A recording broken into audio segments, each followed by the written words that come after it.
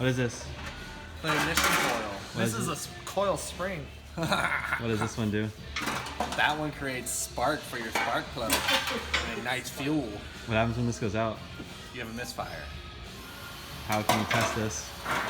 Multiple ways. You can scan the codes, swap them around. There's also a tool you can use. There's all kinds of different ways. Actually, you have to bring it to us. That's the only way to figure it out. How would you swap one of these to figure out if it's bad or not?